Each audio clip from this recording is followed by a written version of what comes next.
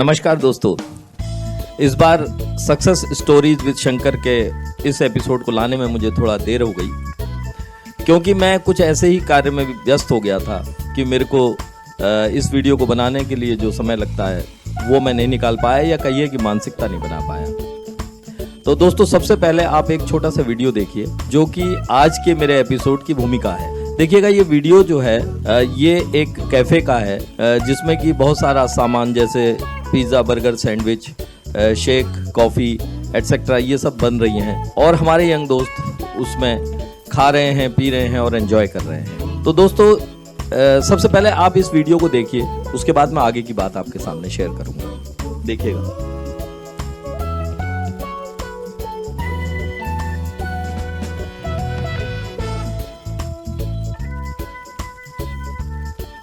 तो दोस्तों, ऐसा मत समझिए कि मैं किसी विज्ञापन के लिए इस वीडियो को आपके सामने दिखा रहा हूँ या कि मैं किसी कैफ़े को प्रमोट कर रहा हूँ, ऐसा बिल्कुल नहीं है। दोस्तों, बात यह है कि ये एक सच्चा मेरी ज़िंदगी का अनुभव है और एक मोटिवेशनल वीडियो है जो आपको ज़रूर मोटिवेट करेगा, ज़रूर कोई उत्साह प्रदान करेगा, ये मुझे पूरी उम्मीद है।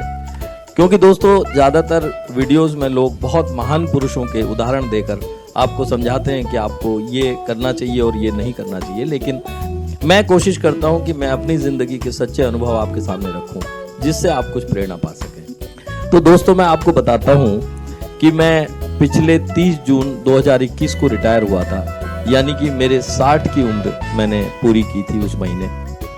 और उसके बाद मेरे को अच्छी खासी पेंशन मिलती है और मुझे अपनी ज़िंदगी चलाने में कोई दिक्कत नहीं है।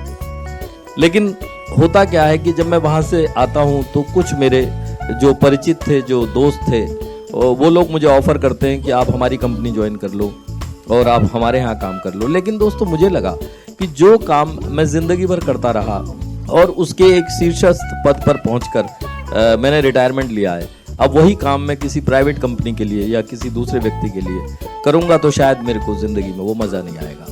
और दोस्तों, एक एग्जाम्पल और मैं देना चाहता हूँ सच्चा, कि मेरे जो दोस्त बिजनेस करते हैं या फिर कुछ और काम करते हैं नौकरी को छोड़ के, उन लोगों से अक्सर मुझे ये ताना मिलता था कि भाई आप तो नौकरी करते हो, जब बिजनेस करोगे तो पता लगेगा।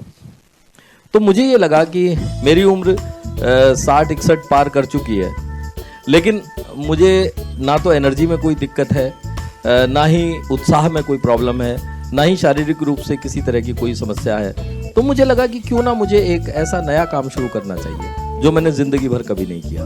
मैंने हमेशा नौकरी की है। नौकरी करने का एक अलग अंदाज होता है, एक अलग जिम्मेदारियां होती है, एक अलग तरह की उसका तरीका होता है, और बिजनेस बिल्कुल एंटायरली डिफरेंट है। लेकिन मुझे लगा कि मुझे कुछ नया करना चाहिए और इसी मोटिवेशन के चलते मैंने डिसाइड किया कि मैं एक कैफ़े खोलूँगा जिसमें पिज़्ज़ा, बर्गर, सैंडविच, कॉफ़ी और शेक और इसी टाइप की चीज़ें बनाऊंगा और लोगों को सर्व करूंगा। इसकी प्रेरणा मुझे सबसे पहले मेरे छोटे बेटे ने दी, क्योंकि जो यंग जनरेशन है हमारा, वो इन चीज़ों को बहुत पसंद करता है और इस तरह के कैफ़े वगैरह में बहुत विज़िट करता है। मैं तो इतना नहीं करता था, लेकिन मुझे उसका आइडिया बहुत अच्छा लगा।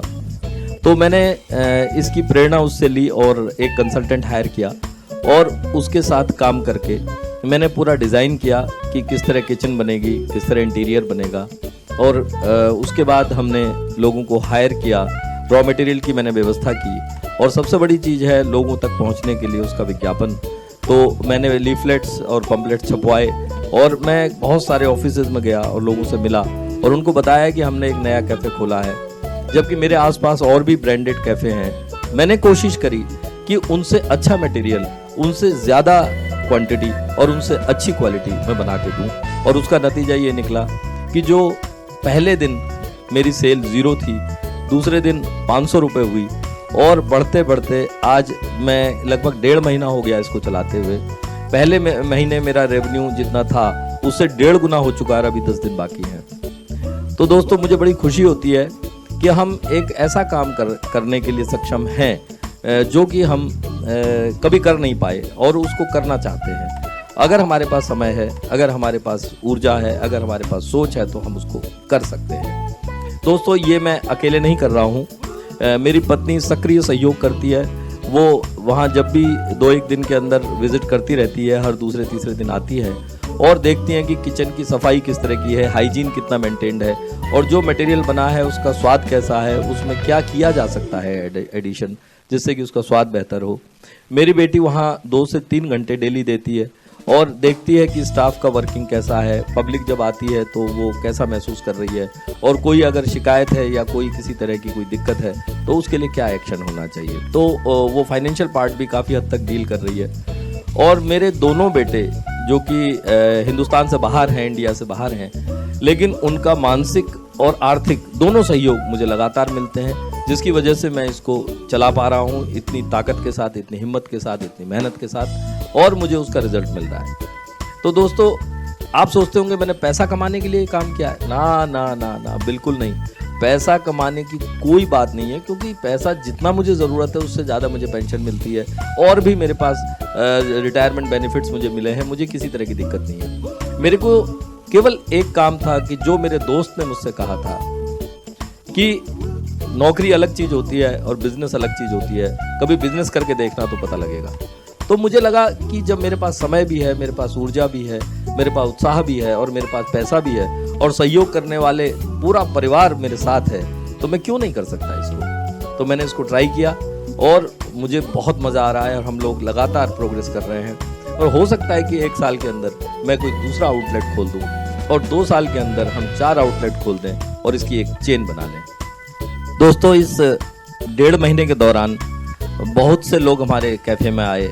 उन लोगों से वार्ता करना, बात करना, उनकी पसंद नापसंदगी का पता लगाना और आज का यंग जनरेशन कैसा सोचता है, कैसा समझता है और क्या चीज़ें वो करना चाहता है और क्या चीज़ें उसको पसंद हैं, इसको जानने का मुझे मौका मिला, जो कि शायद अगर मैं घर में बैठकर अपनी दाल रोटी खा रहा होता तो शायद मेरे को पता नहीं लग पाता। और बहुत ऊर्जा का संचार होता है।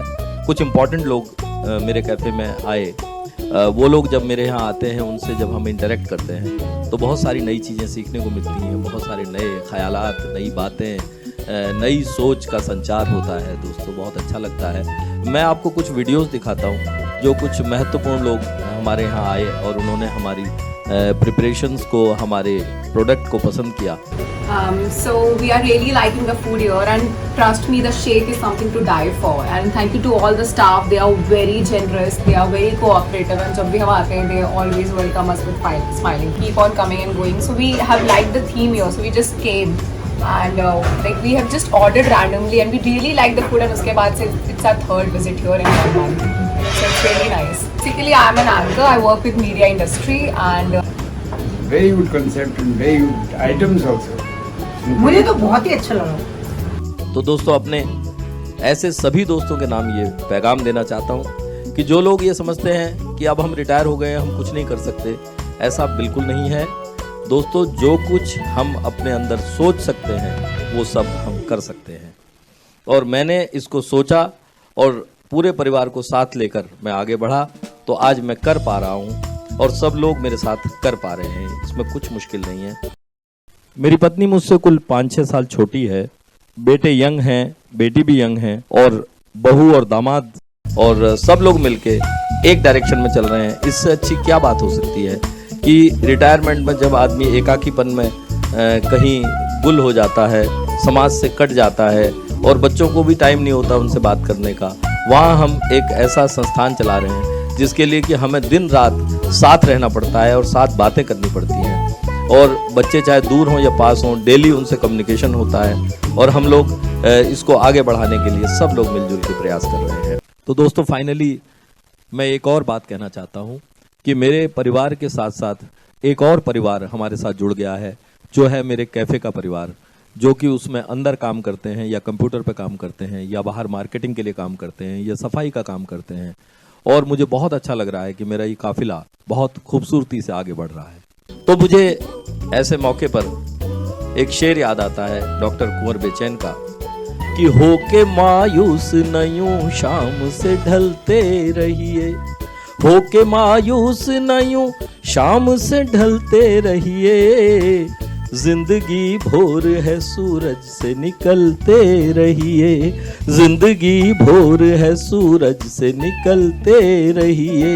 एक ही ठाव पे, एक ही स्थान पे, एक ही ठाव पे ठहरोगे तो थक जाओगे, धीरे धीरे ही सही राह पे चलते रहिए।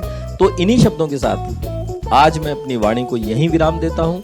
अगले एपिसोड में एक नई प्रेरणा वाली कहानी के साथ फिर आपसे मुलाकात होगी। तब तक के लिए मुझे इजाजत दीजिए। नमस्कार, शब्बा खैर, जय हिंद।